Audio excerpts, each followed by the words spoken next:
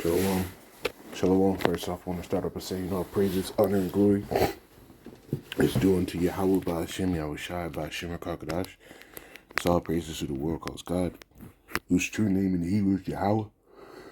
Well, so I keep by Hashem in the name of Yahweh Shai being the name of the only begotten Son. I also want to say the honors to the elders and apostles of Great Millstone. Peace and mercy to the hopeful lake preaching word and truth and sincerity on the brother Taz about Great Millstone, Arizona camp. Lord will with another video to edify. And I want to make a lesson going in on this article right here, right? EU plagued with new hidden inflation. It says the quality of goods and services is suffering across the EU due to skimflation. European Parliament member Bojana Borzan from Croatia warned this week.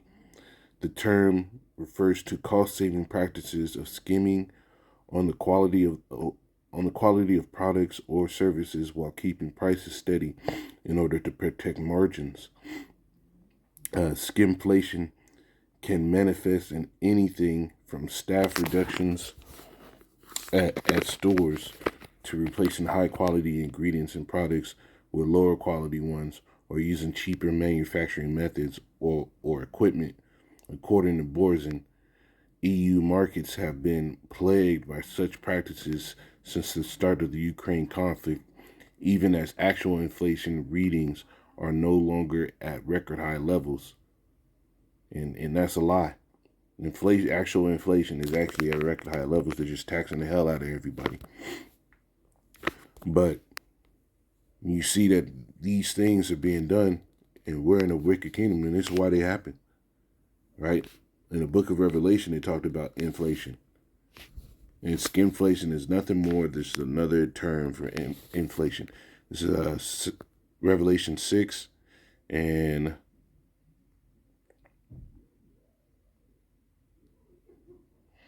Revelation 6 and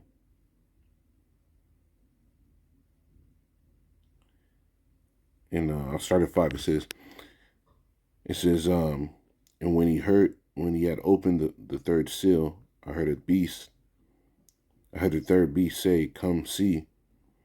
And I beheld, and lo, a black horse, and he that sat on him had a pair of balances in his hand, right? And I heard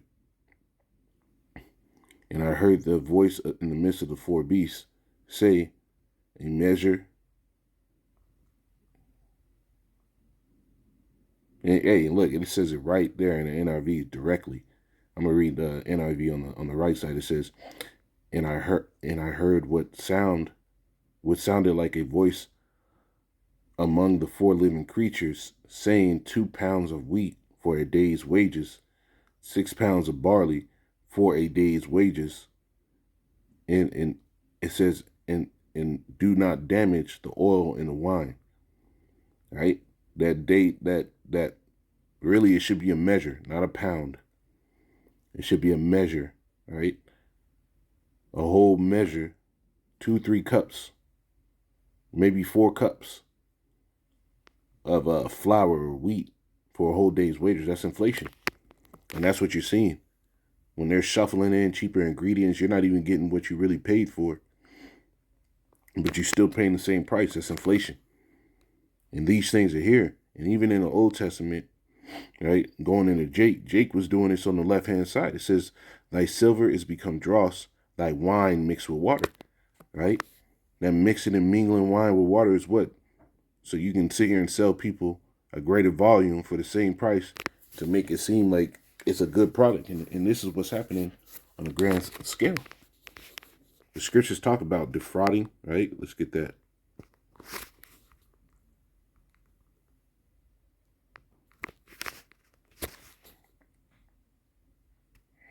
Yeah, this is Leviticus 19:3. Thou shalt not defraud thy neighbor, neither rob him.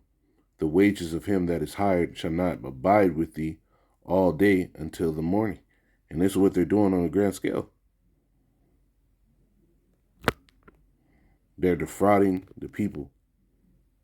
Because you go to the Apocrypha, it tells you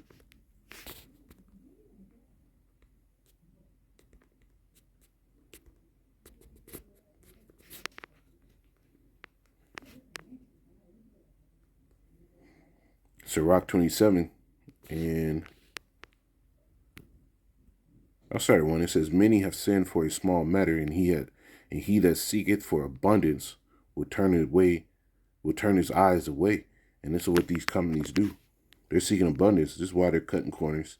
Instead of just either selling a smaller package, or they're literally putting out there saying, hey, we're gonna drop the prices because we're gonna have to make the stuff cheaper.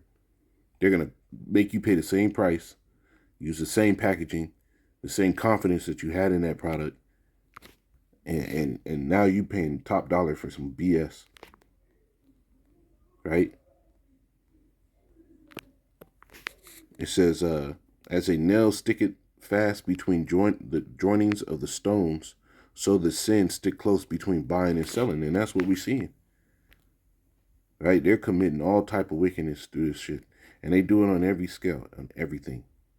Not one venture that this devil has in this world is done in sincerity or in honesty. Not one. The scriptures tell you,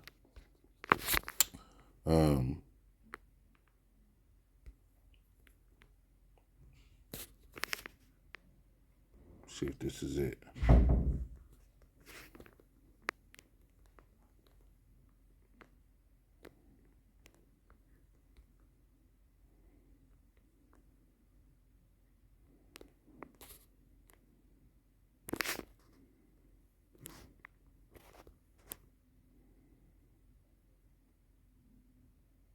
Yeah, here it is. Ecclesiasticus 13 and 2. It says, burden not thyself above thy power while thou livest, and have no fellowship with one that is mightier and richer than thyself. All right? The mixing and mingling of classes, man, in a wicked society, that 100% cannot be done. Because anybody lower than the rich, they look at it as somebody that's meant to be stepped on.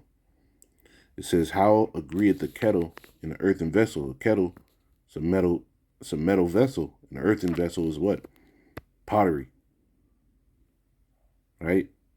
So you have some metal, which was expensive. You have to get the ore, whatever it was that you were using it for. It costs a great amount of money. In an earthen pot, right? You can go out and dig in the earth enough and dig you out enough of that clay and make you a vessel. That's cheap. It says, for if the one be smitten against the other, it shall be broken. The rich man doth wrong, yet he threatened withal. The poor is wrong, and he must entreat also. So the rich man's doing wrong and smiting against the poor, because the average everyday person, they're the ones that's really suffering in this time. Your 9-to-5s, not making enough. They were already just barely getting by. Now they're reducing how much they're eating just to keep living. Skipping meals so their kids can eat. This is what happens in a wicked society.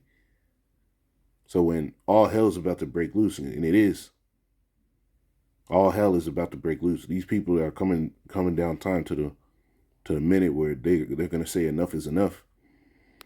And these governments, these politicians that allow this shit to happen, they're going to be the first ones. The scriptures tell you that. Let me get this. 2nd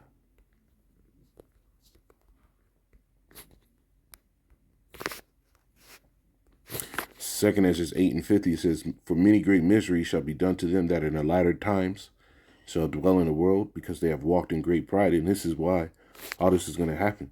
Because people walked in great pride. For you to allow this shit to happen, your government knows it. That's a proud thing. It's like you don't think you're going to have to answer for it. This is why they do it. In their mindset, I'm not going to have to answer for this. Who's going to stop me? In 2nd Ezra, or not 2nd Ezra, but Wisdom of Solomon, the 2nd chapter. Get it real quick.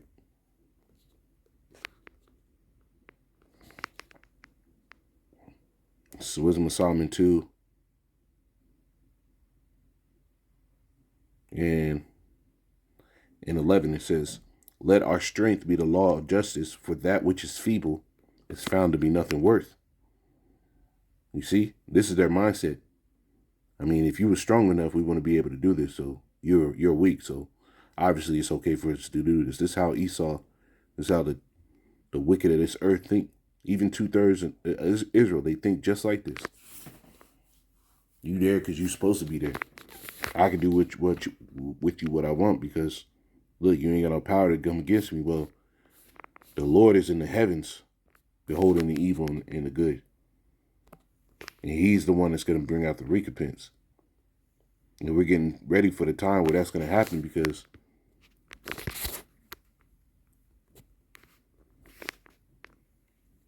this is 2nd Ezra 15. I ended on this one. In 15 it says, "For the sword and the destruction draw nigh, and one people shall stand up and fight against another, and swords in their hands. For there shall be sedition among men, a violent uprising, and invading one another. They shall not regard the king nor princes, and the course of their actions shall stand in their power." And this is what's going to happen. A man shall desire to go into a city and shall not be able. For because of their pride, the city shall be troubled, the houses shall be destroyed, and men shall be afraid. Because of the pride of these people, because of the pride of Esau, these things are going to exacerbate in the earth, and they're going to go ham.